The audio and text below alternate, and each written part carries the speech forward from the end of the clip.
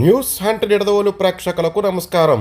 తూర్పుగోదావరి జిల్లా నిడదవోలు శాంతినగర్ ఎస్టీ కాలనీలోని పురపాలక ప్రాథమిక పాఠశాలలో ఆంధ్రప్రదేశ్ ప్రభుత్వం ప్రతిష్టాత్మకంగా చేపట్టిన డొక్కా సీతమ్మ మధ్యాహ్న బడి భోజనం పథకంలో భాగంగా తిథి భోజనం పేరిట విద్యార్థులకు పోషక విలువలతో కూడిన మధ్యాహ్న భోజనాన్ని అందించారు.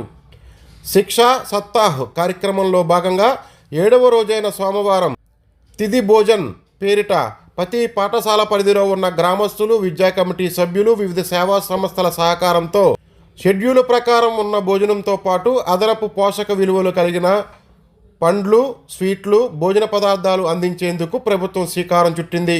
దీనిలో భాగంగానే మాజీ TDP councillor, walkers club president Bhaskarla Raja Rammohan Rai, ఫాతిమాల ఆర్థిక సహకారంతో చిన్నారులకు చికెన్ కర్రీతో భోజనం అందించారు. చికెన్ కర్రీతో పాటు పెరుగు, స్వీట్లు, అరటిపళ్ళు, చిన్నారులు చదువులకు ఉపయోగపడే క్రెయిన్స్, స్కేల్, పెన్సిల్, షార్ప్నర్, ఎరైజర్లను చిన్నారికి అందించడంతో వారు సంబరపడ్డారు.